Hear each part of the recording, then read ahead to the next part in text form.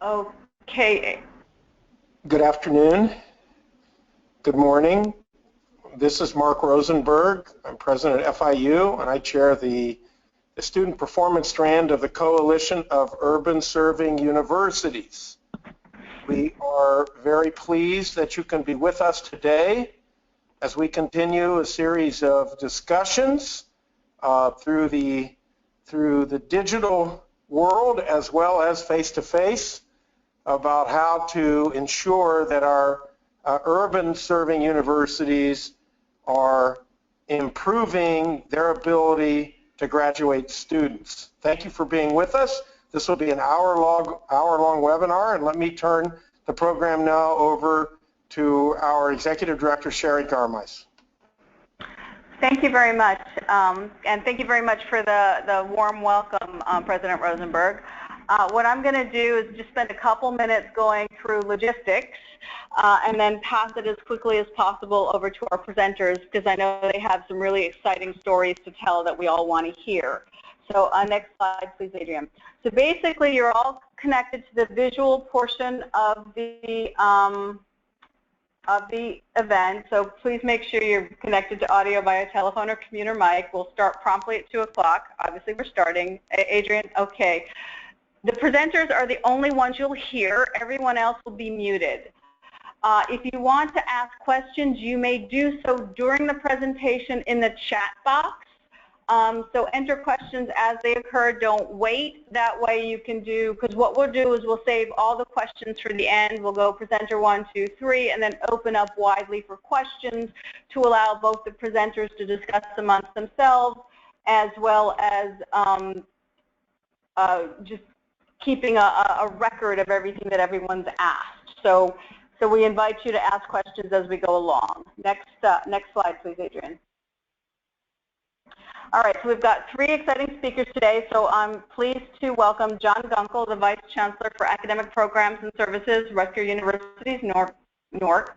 Phyllis King, the Associate Vice Chancellor of Academic Affairs for University of Wisconsin, Milwaukee, and Luke Schultes, Vice President, Division of Strategic Enrollment Management at Virginia Commonwealth University. So we're going to hear about the student success strategies of each university, and we're going to get started in alphabetical order with John. So if you give us a minute, we're going to switch over to his presentation and then open up his audio. John? Great, thank you, Sherry. If you could go to the first slide, I will be happy to start talking a little bit about the university for a bit of background. Next slide, please. Thank you.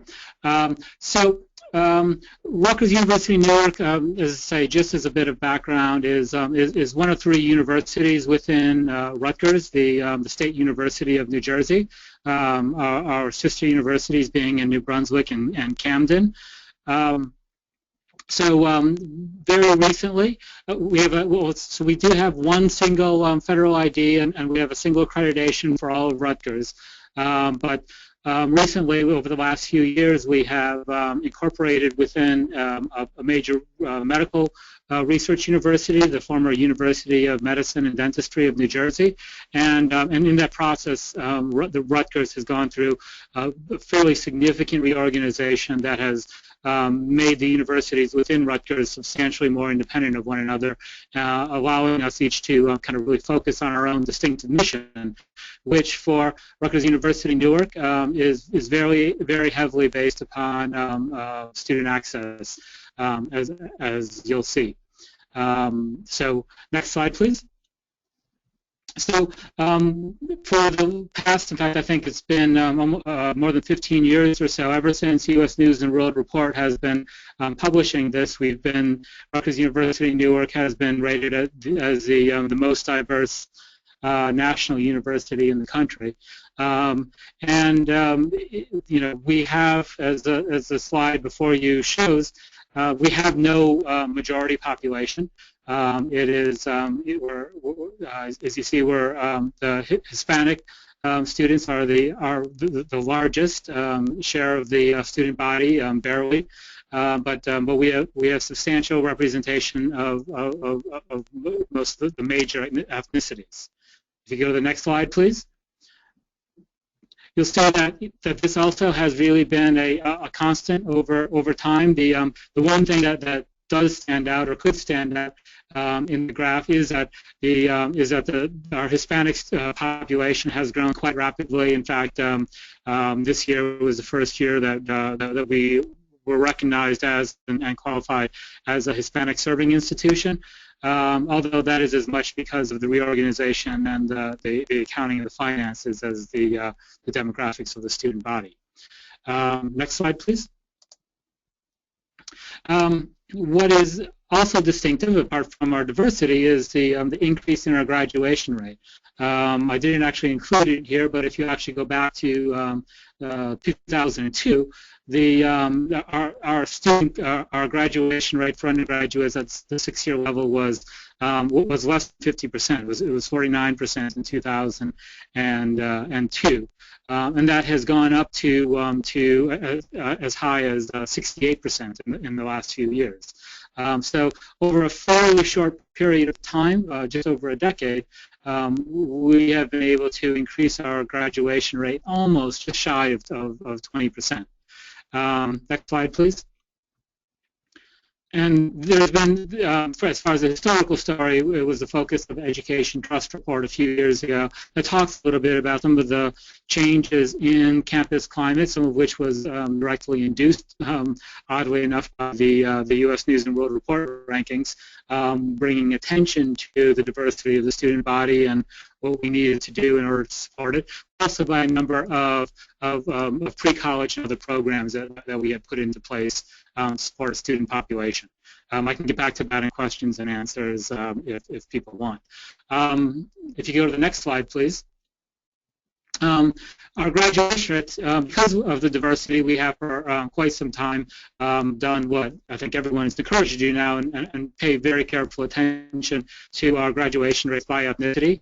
You'll see, partially because we have a fairly small graduating cohort, our graduation rates move around a lot, especially when you break them out by ethnicity. But if you go to the next slide, please, and smooth them out in trends, you'll see that the rates, apart from everybody going up, but there's also some level of convergence.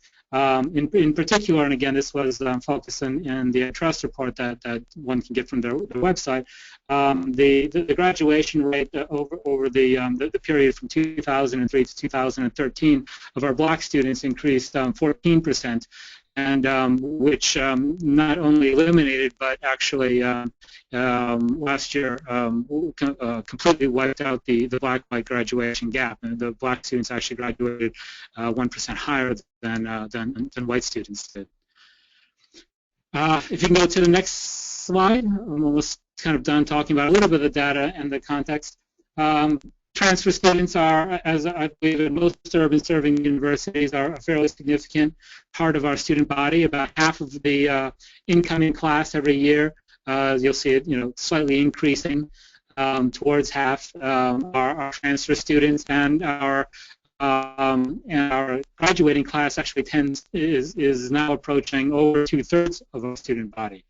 And you'll see, if you go to the next slide, and part of that reason is that our transfer students actually graduated at a higher rate than our first-year students. If you look at 150% graduation rates, so if you look at 3 years for transfer students coming in with associate's degrees and versus 6 years for first-time first-year students, the gap is declining a little bit, but it's still a fairly significant benefit in terms of the transfer student population. And that's one of the reasons why we have our graduating class has a high percentage of transfers in our first year class. We just are better at graduating them and moving them through at a good rate. If you go to the next slide, please. One of the other things that's happened over this time is that we haven't achieved this by raising SAT scores or by otherwise kind of changing the student body in terms of the social economic profile. In fact, if anything, it's actually gone in the other direction. The percentage of our student body that are Pell recipients actually have increased very quickly over the past few years, from around 35% to just over 50%. And so, while the ethnic diversity has been relatively constant over that time, the kind of the economic profile has been shifting. But if you go to the next slide, which is the last in which I cover the data, you'll see that the graduation rate improvements have benefited the Pell students in particular. The Pell recipient graduation rate, again, has very recently surpassed that of the typical student, the average student at the university. So despite the increasing number of Pell students, we've been able to maintain our graduation rates and increase them partially by succeeding with the Pell recipients. If you go to the next slide, there are a number of things that we're really excited that we're doing. We, about a year and a half ago, 2 years ago now, we had a new chancellor come in, Chancellor Nancy Cantor. Came in and immediately led a strategic planning process that was very carefully focused on a number of things, but one of the central themes was improving student access and student degree completion. And so there have been a number of measures that we've been very busy creating and implementing as part of a really, I think, a comprehensive approach towards to trying to build upon the successes that we've had over the past decade and try to bring them further over the next decade. One of these programs is the scholarship program that we call Run to the Top. And this program provides a full tuition and fees scholarship, last in dollars, for any student who has a household income of $60,000 or less and meets one of two sort of demographic criteria. Either they are graduates of one of New Jersey's county colleges, the community college system here in New Jersey, or they are a resident of the city of Newark, in which obviously Rutgers University in Newark has its home. And so that is, partially to try to address some of the financial concerns and some of the affordability questions that we know that that our students face and continue to face. We're also processing really, in many ways, the hallmark of the strategic plan implementation process is the creation of an honors living learning community. I think as many times as we try to talk about it, we usually take the first step to really convince people and to convey to people the extent to which this really is sort of a different sort of honors initiative, and that we're really quite strategically trying to redefine what we mean by honors. The process is the selection process for the program involves the applicants are very heavily involved in group projects and group assess group projects, as well as one-on-one interviews. We try to we do look at grades, we do look at recommendations, but we definitely de-emphasize some of the standardized testing and some of the other measures that sometimes are used in selection for honors programs, and we're really focusing very heavily on students from the city of Newark and the greater Newark urban region. So in some ways we are really leveraging our ties as an anchor institution, and also really focusing on trying to create to recruit a very diverse group that will include transfer students, veterans, parents, and many ways trying to reflect the student body here as it exists. In order to really try to identify the hidden talent that we know is in the state of New Jersey and across the country that might otherwise be passed by other honors initiatives. I think the last point that I really want to emphasize is that we're not doing this by any means alone. We're doing this as part of an overall effort called the Newark City of Learning Collaborative that has a goal of trying to increase the number of credentialed, particularly degreed degree-holding residents in the city of Newark from 17%, which is what it was when we started the initiative 2 years ago, to 25% by 2025. This is a massive undertaking that we're doing in conjunction with philanthropic organizations in the city, community-based organizations, the other universities that have their homes here in Newark, such as Essex County College and the New Jersey Institute of Technology, working with the public school system, working with the charter schools and many organizations across the city, working to really develop pathways for students, transfer pathways from, for example, the community colleges into the four-year universities, pathways from the high schools into the community college and the four-year universities, as well as a lot of other ties to keep students going through the high schools to get them to graduate and with the skills that they need to go on to university here or elsewhere. So that's a major undertaking that brings in the entire city, and we're happy to host it and to be a part of it. So I think that with that, there's a lot of other things I can talk about. I'm happy to talk about during the questions and answers, but I hope that this was a bit of an overview of where we are and some of the things that we think are going to be able to move us forward over the next few years. Great. Thank you so much, John. That was a wonderful presentation, and it's great to see so much good work going on out there. And with that, I'm going to move to Phyllis King, who's going to show us another approach to student success, and again, highlighting all the work that USUs are doing to really move the dial here. Okay, Phyllis, you're on.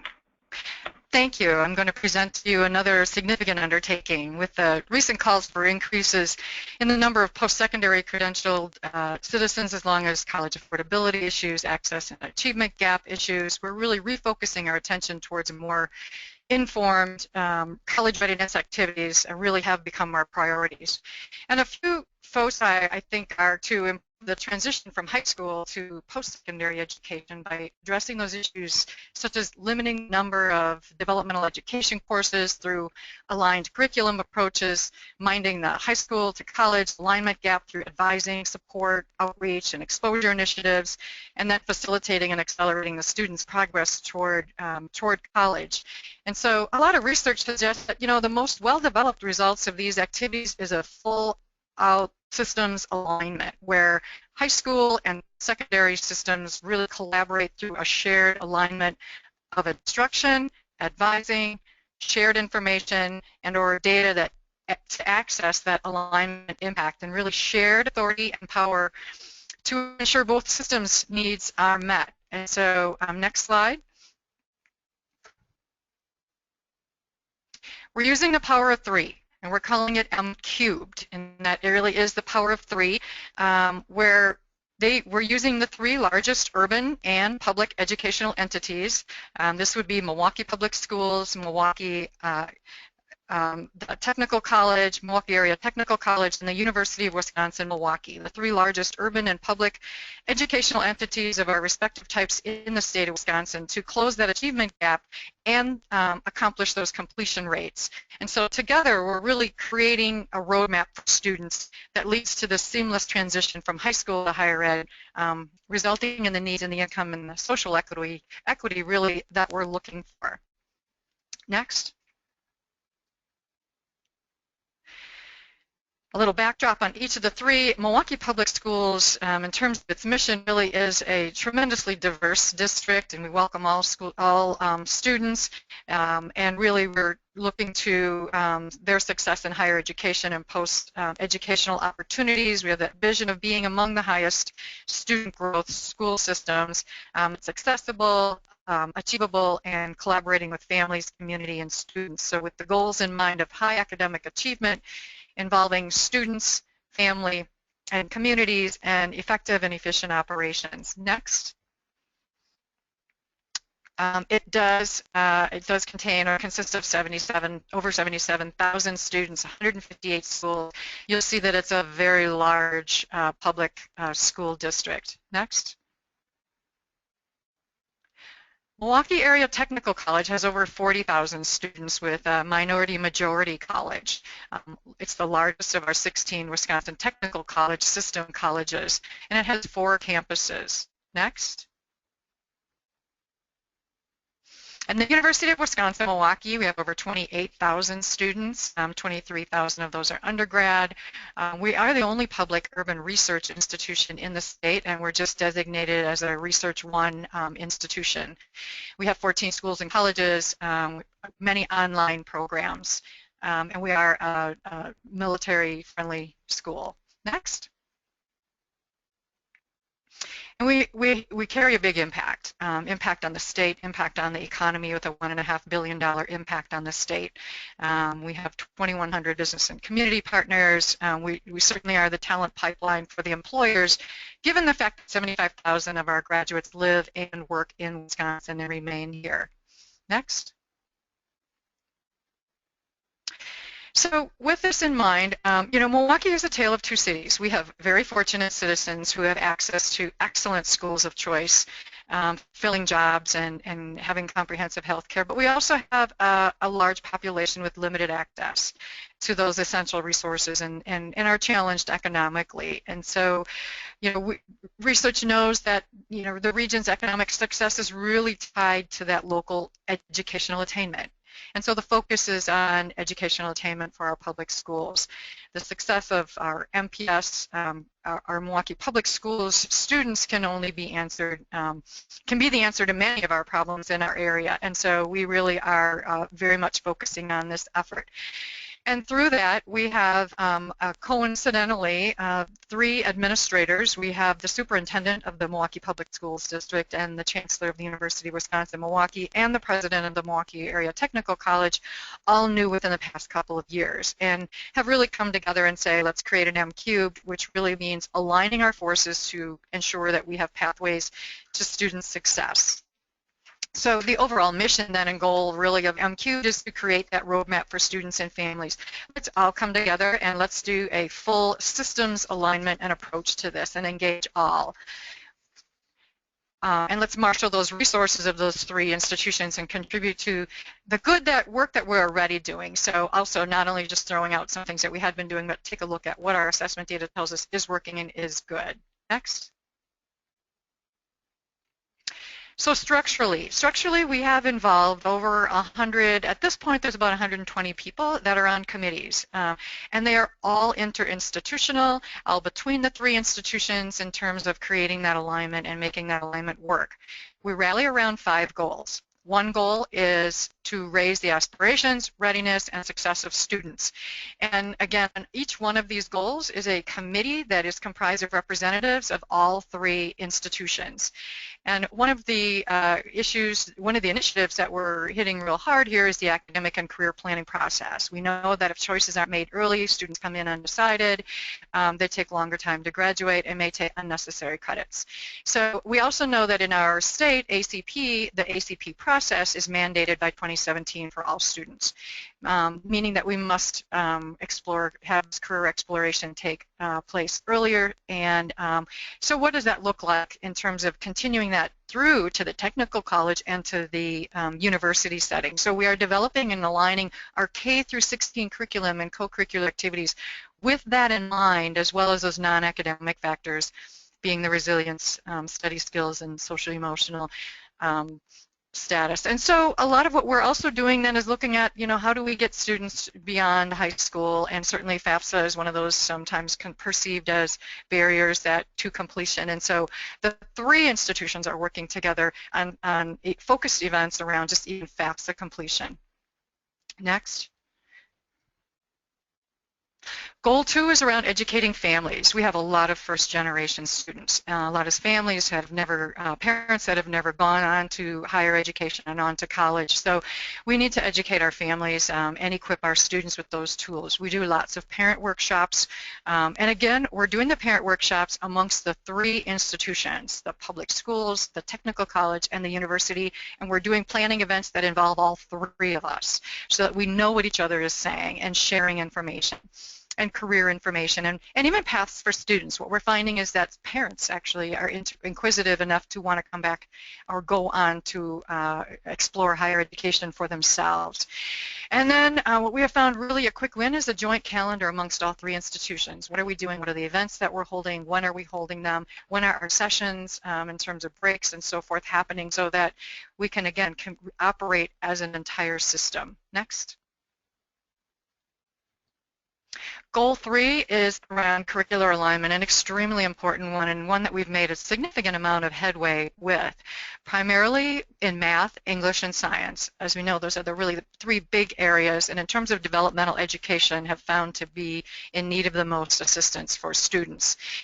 We have taken the faculty of our developmental education classes and courses for the area technical college as well as the university, and employed the instructors in the high schools to create committees where they get to know each other, they understand each other's curriculum, the pedagogy, and how they either articulate or do not. And this even goes to the point of placement testing and understanding what college readiness is, having those really deep conversations. But we have made tremendous headway, I have to say, and I'm very pleased to say, with math and English so far. We are developing those common data points and where the handoff occurs when students become college ready.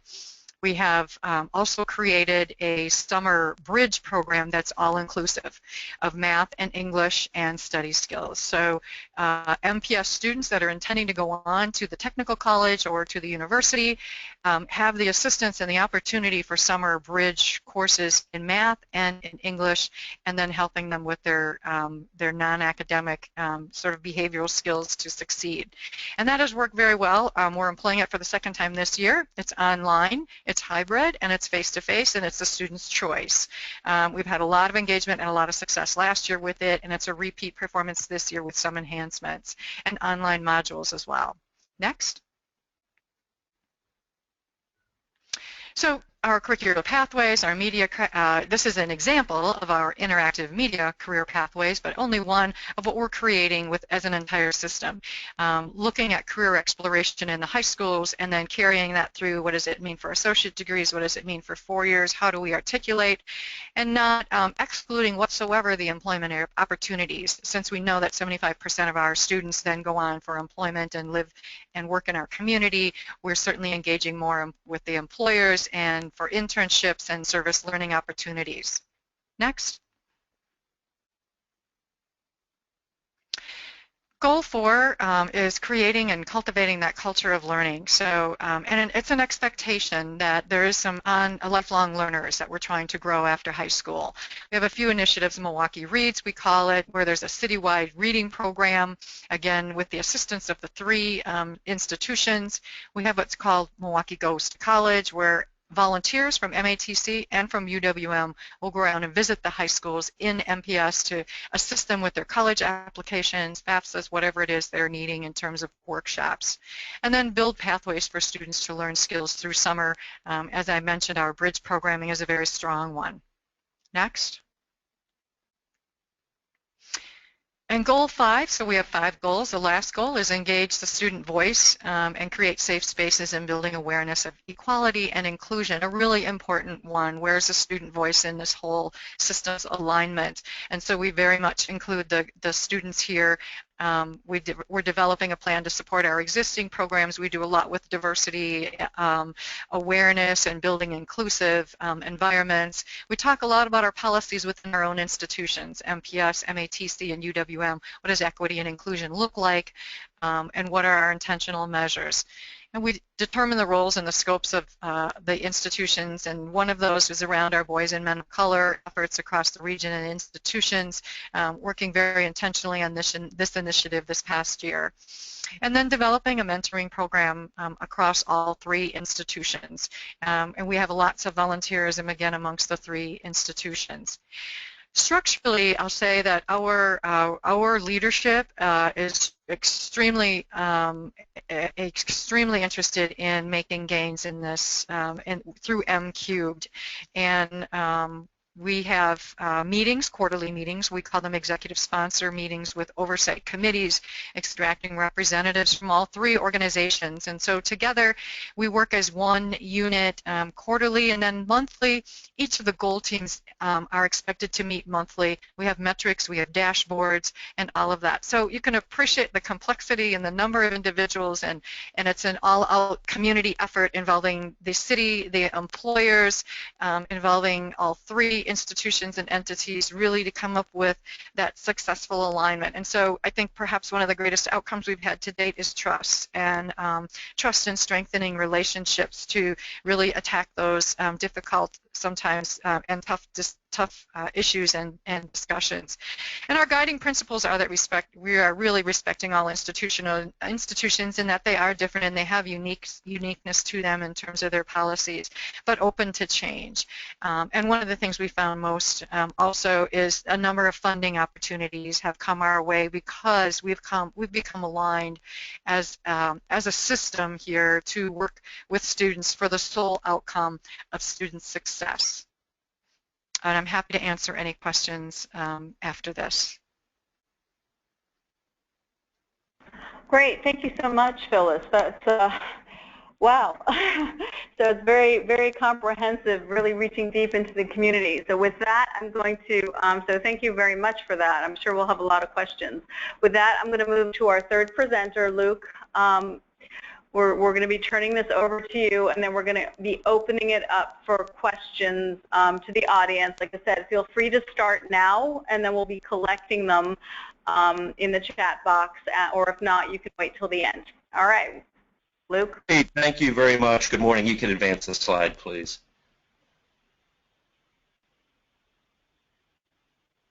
As my colleagues did, I think I'll start with a little bit of the outcomes and follow that up with some of the efforts. And I think it helped to, in the manner that they did, help to frame the conversation a little bit. This, I wanted to make sure to try to capture the important things, and why not just confuse you and give you bars and lines at the same time. So this outlines the overall institutional headcount and FTE.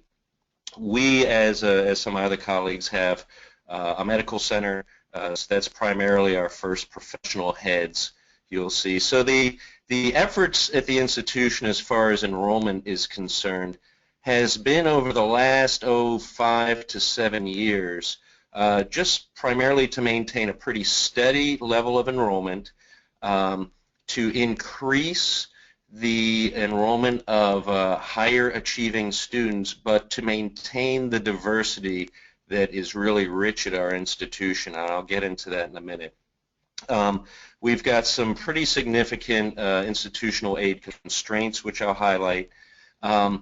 We have undergone a very recent increase, deliberate, in our enrollment of undergraduate students. To bolster what you see there with that red bar, you see that's been going down for a while, and those are primarily our master's students, and if we dig into that, it's primarily non-degree master's students, so the FTE is not significantly affected, but nonetheless, revenues associated with it, including a university fee as well as the tuition, had been impacted. So last year we needed to increase our freshman enrollment by about 500 students. We have a significant transfer population as well. So each fall we enroll approximately 4,100 freshmen and about 2,200 transfers. And then in the spring again we'll enroll probably about 700 or 800 transfer students. What's significant will be our increases in the FTE at the undergraduate level, and I'll discuss that in a second. So next slide, please.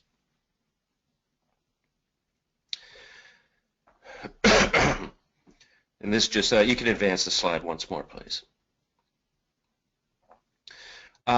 If we look at our undergraduate population, just to frame it up as far as our institution, 1/3 of our students are first generation, and what's been interesting to us is we maintain that proportion when we increased our enrollments last year, really across the board in the admissions funnel. So our application admit and enrolled percentages were the same, although the numbers were of greater significance. So nearly a third of our students are Pell recipients, and our freshman class is highly diverse, so half being non-majority students whom we enroll. And we're primarily an institution which serves Virginians, so that kind of frames out our student body. We are located in Richmond, which is one of the larger urban centers amongst several states there, at least from if you break south of the Washington, D.C. region.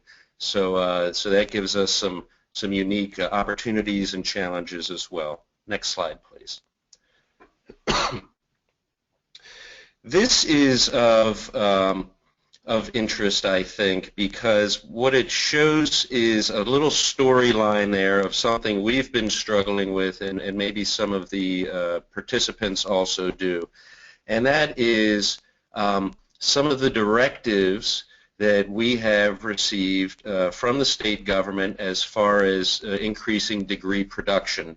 So in Virginia, and I know this is not unique to us, we have directives to increase STEM-H degrees, to increase degrees among underrepresented, underserved students, and to increase transfer student enrollments. So I draw your attention to that blue line along the bottom. And it's kind of interesting because it tells a little bit of the story of how our institutions can struggle within the context of positive state initiatives. We're among the highest enrolling institution for transfer students there is. And you could argue that we admit all whom are qualified for admission. And we've done significant studies and know, for example, that students who have earned 30 or more credits, doesn't matter if it's 60 or more than that, or if they've earned an associate's degree, but if they've earned 30 or more credits at a community college, those are the students who will do well at our institution. So our effort is to really focus upon that group, and we had a decline last year.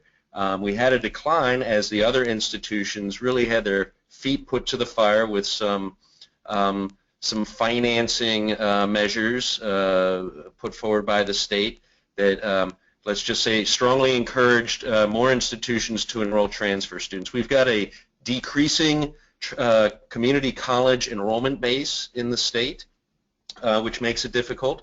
And now we've got more institutions fighting for a very limited market share. So that's been a bit of a challenge for us. Next slide, please. Our graduation rates I'm going to jump to for a minute, and then some of the behaviors that fed into that. As with some of these prior institutions we heard from, we weren't in great shape 10, 15 years ago, and we're certainly not where we want to be today, but we've really made some excellent strides in the right direction. Our four-year rates have really increased significantly over that period, and even recently we see several years with significant jumps in the four-year rate. And then if you go down to six-year, right across the board as well, very significant. I'll draw your attention as well to bridging the student success gap between African American and white students, similar to Rutgers there with student performance. And our Latino population, while not quite there, very, very close, was there last year, and we're working hard on a number of measures to improve these, which I'll discuss in a minute. And our preliminary information suggests that this year our four-year graduation rates are going to bump up another 3 points across the board. So that's very encouraging to us. Next slide. This gives us a little bit of picture. So we saw the numbers, and I think what this does is it helps illustrate the very recent significant increases in the four-year rates by race and ethnicity. And I wanted to point out, and I did in the title, but I didn't want to overlay, with a bunch of additional lines or things. Our Pell students graduate at the same rate as our non-Pell students, and that's very encouraging for us. And when we looked out beyond that, we were able to realize that our Pell recipients who graduate enroll in first professional and graduate school at exactly the same rate as those who don't. And interestingly, we do now, it's not a traditional measure, of course, but our Pell students continue, we have us to graduate at 8-year measures that actually supersede that of the other populations. Next slide, please. And this illustrates the same perspective from the 6-year rate. So the picture really is quite powerful, I think. Thank you. Next slide. Of our efforts on moving people through the pipeline, and in a minute, once you hear about our kind of internal structure, I'll get into how we do the external collaborations. We're grounded, as the other institutions are, in a very precise, very well-defined strategic plan that's called the Quest for Distinction. I believe we're in roughly our 6th or 7th year of it, and through the years, we've been fine-tuning it and reducing the number of goals as we've kind of knocked some other ones off the list. But throughout the Quest for Distinction's life cycle, student success has been the #1 priority of the institution. And then when we looked at measures and metrics for divisions across the institution, they were all responsible to find ways that they could contribute toward that. So the internal collaboration has been quite remarkable. Something that's that needs to be pointed out is 3 years ago, we, as many institutions, were undergoing some financial hardship as we're so reliant upon state funding, but weren't receiving significant amounts of it. And our tuition as a state institution isn't what we would consider significant enough to help fund a number of the important initiatives, especially those grounded in our goal #1 of the strategic plan, which was student success.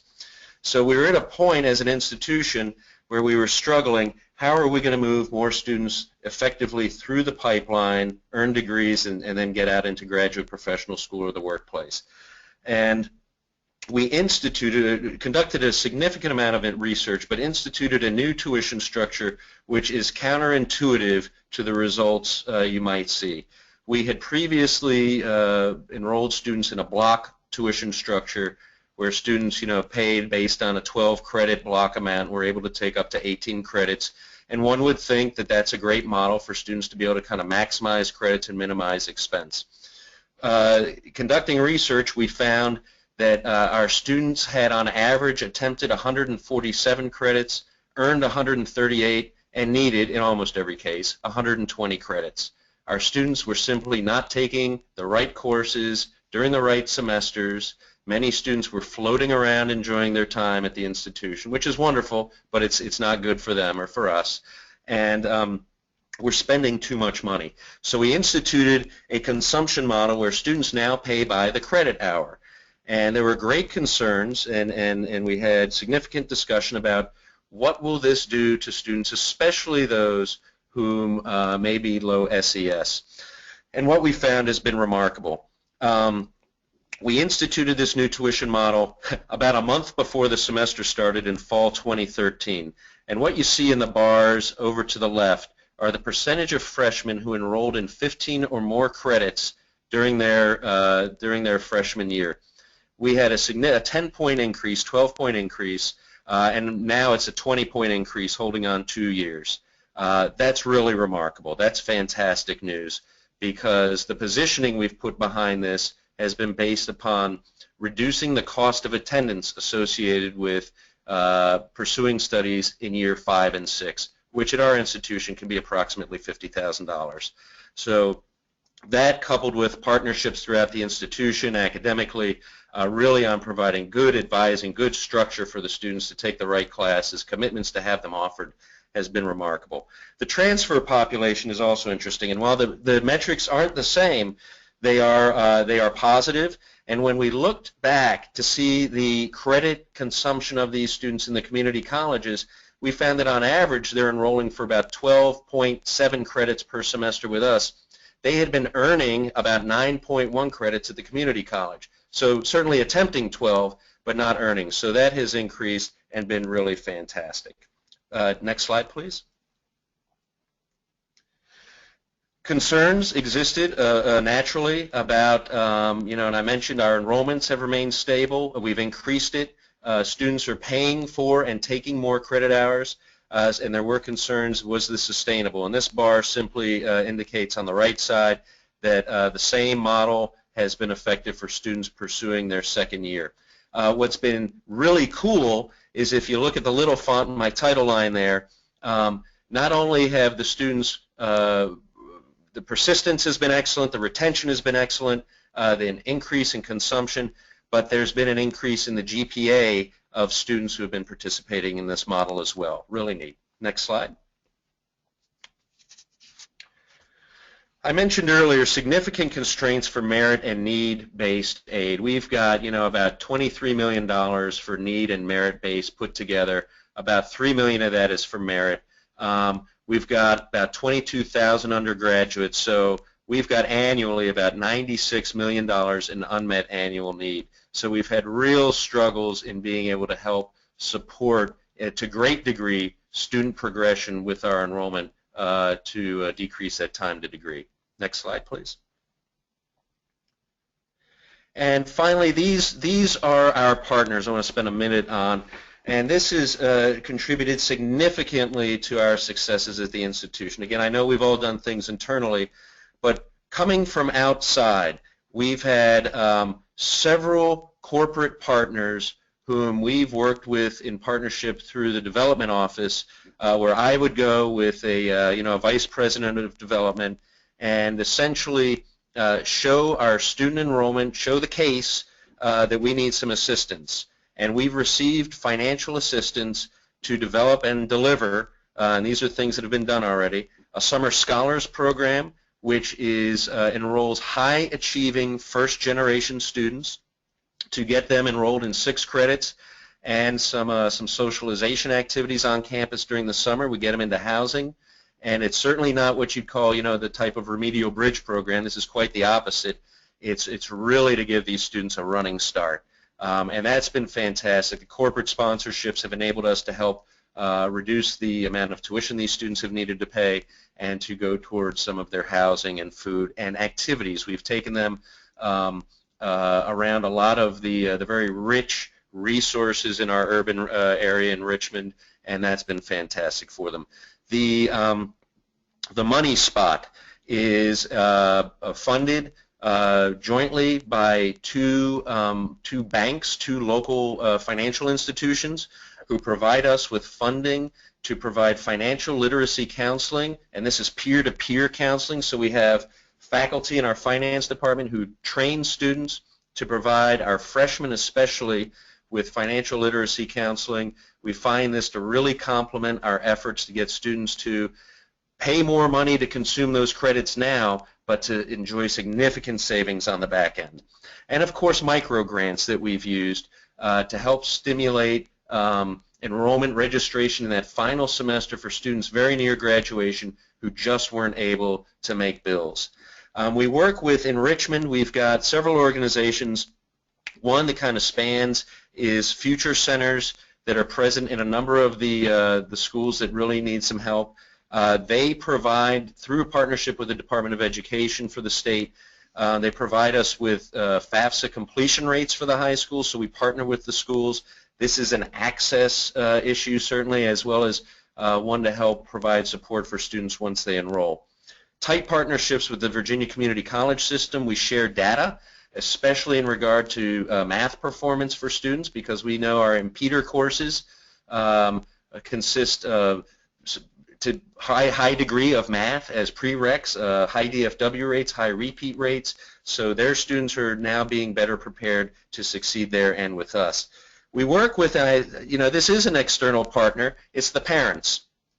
We have a program, it's online, synchronous and asynchronous for the first semester. Focus is first generation parents each week a live course, but it's archived, where we introduce them to different resources at the institution. The students whose parents have participated in this program have a slightly better GPA, and their retention is better than other students at the institution by a couple tenths of a point. It's been a great partnership with the parents, and that's been very exciting. And I didn't want to neglect our partnership with the institutions through APLU and the Urban Serving Universities Coalition has been extraordinary. Just the networking and hearing of best practices with some of our other partners has helped us, despite the constraints and the challenges we all have, really help advance student success. Thank you. Okay, thank you, Luke. And yeah, another great presentation on really different but collaborative approaches to moving the dial on student success. And I think that the exciting thing that I'm sure you all agree is that they've got the numbers to back them up, and the stories are fantastic.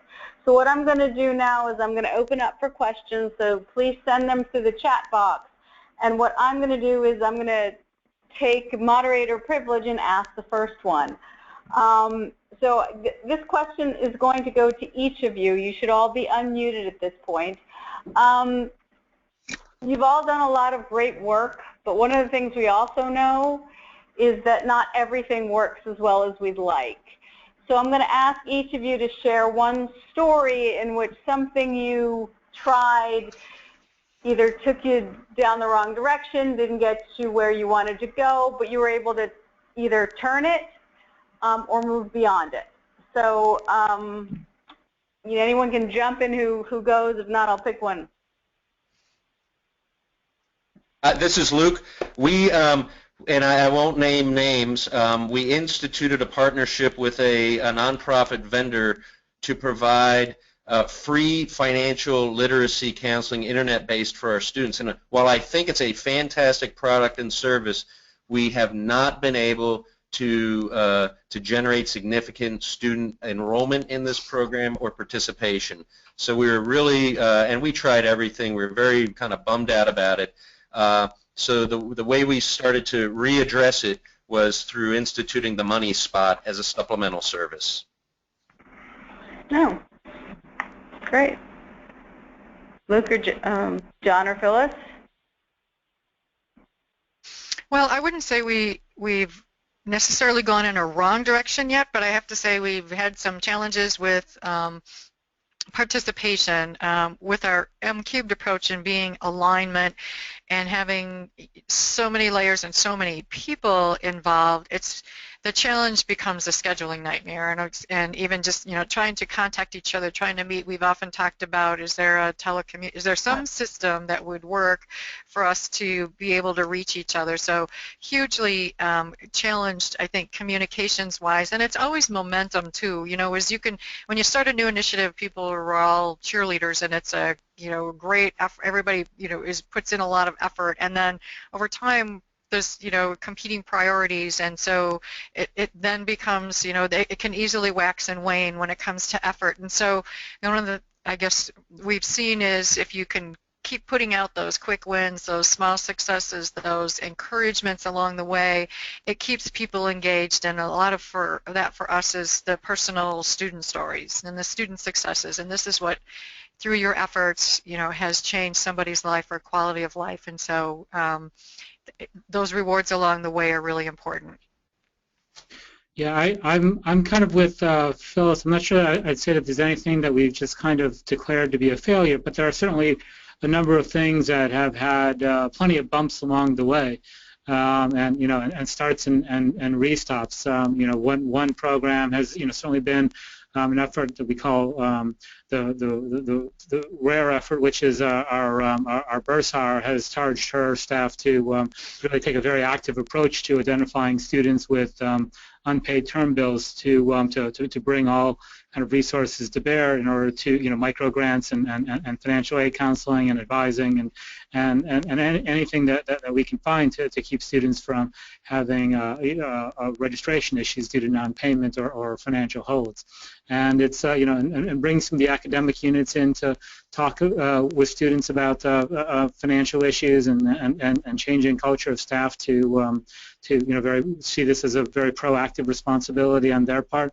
It's it's proceeded, and it's reduced the number of students who have had holds or cancellations by about a third, from about almost 1,000 per year to fewer than 300. So it's certainly making a difference. But it's had a lot of starts and restops, and a lot of the work that we've done in terms of alignment with transfer sending institutions and K-12 systems have similarly been start and stop again. Okay, great. I know we're sort of running out of time, so we just have one question I think left in terms of time. Also, to all three of you, you've all been doing. I mean, these are very significant, large undertakings, and I know one of the things that challenges change is that people see these great ideas, but honestly, the hardest thing is where do you start? So I'm going to ask each of you to talk about how you got started on, because these are not small efforts. So what are the one or two things you would recommend to your peers on how do you start? Well, I would say shared vision.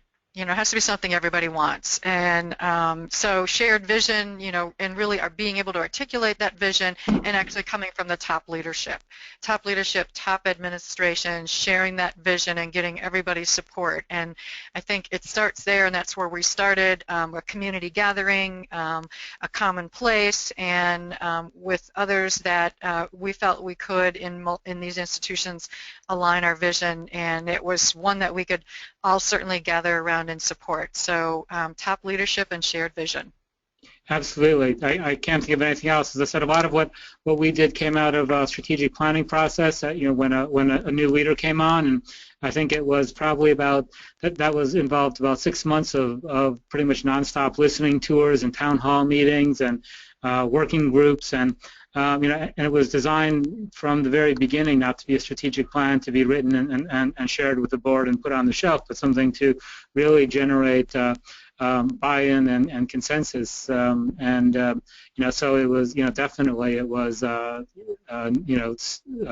clear leadership and a process that brought everybody in and generated a consensus of all the constituents.